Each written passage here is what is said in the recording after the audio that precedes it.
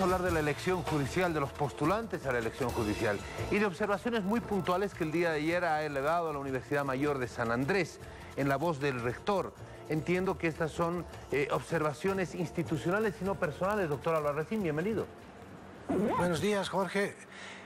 Evidentemente, acá no hay espacio para las posiciones individuales, sino que la Universidad Mayor de San Andrés, en Consejo Universitario, que es un órgano colegiado, docente estudiantil, primero ha decidido marginarse del proceso porque no ha visto señales de transparencia, de idoneidad en el mismo. Y el tiempo nos ha dado la razón. Primero, cuando hacen preguntas para quienes deben ejercer los cargos más altos en el país en materia judicial, preguntas como para un alumno de quinto año de primaria, porque esas eran las preguntas. Es decir, como una forma ya de antemano de avalar a todos los que se están postulando. Segundo, que nosotros ayer hemos demostrado que varios de los postulantes que ya han sido habilitados tienen procesos penales pendientes por prevaricato, algunos por robo, otros por violencia intrafamiliar, es decir, por diversos delitos. Esos elementos han sido habilitados. Quiere decir que no se ha hecho una evaluación rigurosa de los postulantes. Entonces, ¿cómo no vamos a reclamar, protestar? Y a eso le llaman las autoridades que estamos haciendo política. Yo creo que en este momento, en esta entrevista, tú y yo estamos haciendo política. Es decir, cuando hay un tema de interés público, todo lo que opines, lo que hagas, tiene una connotación política, pero no una connotación partidaria, que es diferente. Entonces, nosotros lo que queremos simplemente es que este proceso sea tan transparente que garantice que los mejores ciudadanos y ciudadanas, juristas, lleguen a estos cargos. Hemos llegado a este punto del proceso. ¿Es posible pedir esa transparencia que usted está pidiendo cuando ya se ha avanzado tanto, cuando ya se han dado pasos bastante alejados del inicio del proceso? ¿Es posible reconducir esto? No solo que es posible, sino que es necesario y es nuestra obligación como ciudadanos plantear estas opciones a quienes están encargados de seleccionar. Como te digo, ¿cuál es el problema? Como periodista, cualquiera de ustedes salgan a la calle, a la esquina, a Casasco ahí, o a la Buchi, y pregunten a 100 ciudadanos si creen en la justicia, 105 te van a decir que no. Andar al estadio con la misma grabadorita, preguntar a todo ciudadano que pase si creen en los políticos, 200 se van a decir que no. ¿Por qué es eso? O sea, resulta que queremos cambiar la justicia con los mismos protagonistas y le estamos dando ese rol a quienes no tienen credibilidad de la gente que son los políticos. Entonces lo que tienen que hacer ellos es demostrar lo contrario, es decir, que si de lo que más se ha quejado en todos estos 30 años la gente es de que no tenemos una justicia transparente, imparcial, le daremos eso, y no es difícil. Lo que yo había planteado en este mismo programa en algún momento, ¿por qué no se ponen de acuerdo los políticos de oposición y oficialismo y hacen un abanico de ciudadanos, los más prestigiosos? En los 9 departamentos de Bolivia existen abogados de prestigio. ¿Saben? Los abogados de prestigio no quieren postular por no ser manoseados. Porque si por ahí llegan a un cargo en el Tribunal Supremo, Tribunal Constitucional, van a tener que atender las llamadas del Palacio de Gobierno para fallar en una determinada dirección. Y si no lo hacen, a la cárcel. Permítame, por favor, tenemos preguntas desde Santa Cruz. Gabriel Oviedo, muy buenos días. Buenos días, Jorge Tejerina. Saludamos también a nuestro invitado. Rectora, ¿cuántos candidatos preliminarmente usted ha observado y por qué razones? Yo ayer he dado una lista de 5 personas, pero en la noche ya había recibido llamadas, incluso del interior, de ciudadanos que ofrecen darme pruebas de otros candidatos más. ¿Por qué no denuncia el ciudadano común y corriente? Porque tiene miedo. Todo esto se basa en la política del miedo. Aquel que habla en contra, aquel que critica, inmediatamente es visto como enemigo. Obviamente, en mi caso, yo ya no tengo nada que perder. Entonces no tengo ningún problema en denunciarlo. Y aquellos ciudadanos que tuvieran documentos y denuncias concretas contra alguno de los postulantes, hágame llegar a la universidad y nosotros vamos a dar la cara. Porque de lo que se trata es, reitero, de evitar que se materialice la experiencia del 2011. ¿Qué ha sucedido en el 2011? Tú sabes, Jorge. Cuando el partido de gobierno ha forzado una lista donde solo fueron candidatos del MAS para la elección, la gente en rebeldía eso fue a votar en blanco y nulo. Y por primera vez en la historia del país, los votos nulos y blancos le han ganado los votos válidos. Y sin embargo los perdedores igual han sido posesionados y ahí está el resultado. El propio presidente de nuestro país ha dicho sobre la justicia que es de la peor. Si el gobierno está reconociendo que tenemos una justicia desastrosa, ¿cómo no van a procurar hacer un cambio hoy día, un procedimiento diferente? Lo que están haciendo ahora es decidir, que es casi un trabajo administrativo, eso lo puede hacer cualquiera, calificar, recibir expedientes.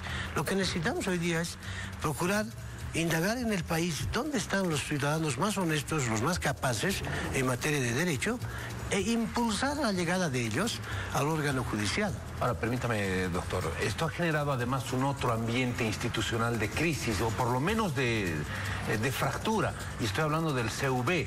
¿Cómo se está evaluando esto dentro de las universidades? Hay un grupo que está trabajando con la elección de los postulantes y hay otro que está al margen.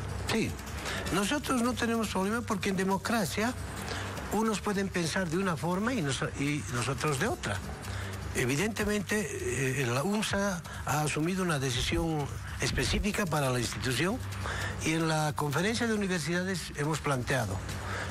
Otras han decidido continuar, pero la resolución que salió en la conferencia era la continuidad condicionada a que el proceso se transparentice más. Sin embargo, no se ha transparentado. Entonces, en mi opinión, el sistema, o el CUB deberían también marginarse, pero es decisión de ellos. En democracia hay que respetar el punto de vista de otros, pero lo que no podemos hacer es que cerrar tanto los ojos por interés propio y dejar que lleguen los menos llamados a cargos tan importantes. ¿Cómo es posible que magistrados que tienen hasta juicios penales hasta por robo van a llegar a ser autoridades máximas en este país? ¿Qué clase de tribunal tenemos?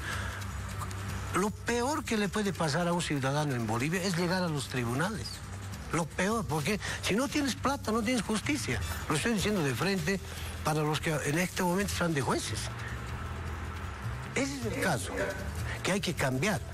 Ahora, ¿realmente queremos cambiar? Si tanto hablan de proceso de cambio, bueno, empezaremos por el órgano judicial, llevando a esos cargos, reitero, a los ciudadanos y ciudadanas más honestos, para que no se presten al dinero, ni tampoco se presten a la presión política. Y para eso el único requisito es la idoneidad, la solvencia moral. Eso es lo que aparentemente no quieren. ¿Por qué? Porque lamentablemente desde que hemos vuelto a la democracia, ningún gobierno ha renunciado a la posibilidad fáctica de controlar el órgano judicial. Rector, insisto en mi anterior pregunta, ¿por qué razones tiene observaciones para estos 5 postulantes, por favor? Ya. Mire, hay casos de postulantes que han sido habilitados incluso en forma discriminada. Hay una postulante mujer que su título le han tomado en cuenta, ¿no? A otra postulante de la misma universidad, el mismo título no le han tomado en cuenta. Es decir, hay sesgos de esa naturaleza. Hay casos, lo hemos demostrado con documentos, de candidatos, de jueces, hoy día que están en función judicial, que tienen juicios penales pendientes. Entonces, lo mínimo que tuvo que haber hecho la comisión parlamentaria es conocer estos casos, no tomar en cuenta, para ya no incluirlos, porque algunos están como postulantes estrella. He demostrado que hay denuncias ya escritas que se han hecho llegar al Senado ya en 2015 contra estos candidatos que están vinculados en esa especie de circuito de clan con este juez que ha liberado al brasilero y que fue a cometer semejante fechoría en Santa Cruz, en este momento Rivadeneira, que son parte de ese circuito, de ese clan, y están ahí de candidatos. Lo que pasa es que nadie quiere decir nada Yo no sé si por miedo o por interés propio, pero nosotros no nos vamos a callar. Pero la idea no es pelearnos. Ya he dicho, siempre lo que expresamos lo decimos con respeto a las autoridades, pero por favor, transparentemos la cosa hasta el máximo, porque no está en juego acá un problema sencillo, está en juego la democracia de un país. Y una democracia que no tiene órganos judiciales independientes, que no tiene jueces probos, es una democracia coja, que no funciona, y el pueblo nos va a seguir reclamando, va a seguir saliendo a las calles gritando justicia. Entonces, hay tiempo. Cuando tú me preguntas si hay tiempo, claro que sí, hay tiempo para todo. Pero si hubiera voluntad política. Ojalá yo esté equivocado, pero hasta el momento no veo esa intención de hacerlo todo transparente y de procurar con absoluto desprendimiento que lleguen a esos cargos realmente gente que sea impermeable al soborno e impermeable a la presión política, que son los dos grandes problemas que tiene el sistema judicial en Bolivia. Todo apunta a que la decisión política ya está tomada. Este camino se va a seguir y se va a continuar hasta llegar a las elecciones en diciembre. ¿Y qué va a pasar, Jorge? ¿Cuál es el panorama que usted vislumbra? ¿Qué es lo que usted cree va a ocurrir con la justicia desde enero? Ya, lo que yo no quiero, ni tú debes querer, ni nadie, es que en diciembre se repita la experiencia del 2011. Es decir, que la gente en protesta, en rebeldía, vaya a votar en blanco y nulo. Ojalá que no suceda eso, porque los perdedores van a volver a ser posesionados con un tremendo déficit de legitimidad democrática. El juez, el magistrado que va a ser posesionado, que gane pues con una votación pero importante, quiere decir que el pueblo lo está apoyando. Pero si pierde las elecciones y de paso lo posesionan, es obvio que ese señor no goza de ese respaldo ciudadano y está entrando más que todo como ya por un canal de impulso político partidario. Entonces tenemos una justicia que en los hechos no hace justicia y que más bien tiene a una especie de abogados, no tengo otra palabra, ahí, que fungiendo de jueces, que lo único que hacen es intentar acumular su patrimonio a su cuarta generación, poniéndole precio a los fallos judiciales. Eso es lo que tenemos hoy día en Bolivia, pero hay que decirlo de frente. Y bueno, yo sé que estas declaraciones generan antipatía, generan bronca, pero la ciudadanía que nos está escuchando nos da la razón. Gabriel Oviedo, hasta más adelante. Hasta un próximo contacto, Jorge Tejerina. Hemos tenido la oportunidad de conversar unos minutos con don Waldo Albarracín sobre un tema siempre polémico como es este de la elección judicial. De verdad que yo le agradezco mucho por haber estado acá con nosotros y muy tempranito habernos permitido encender la chispa de la polémica. Gracias por estar. Gracias. Seguimos.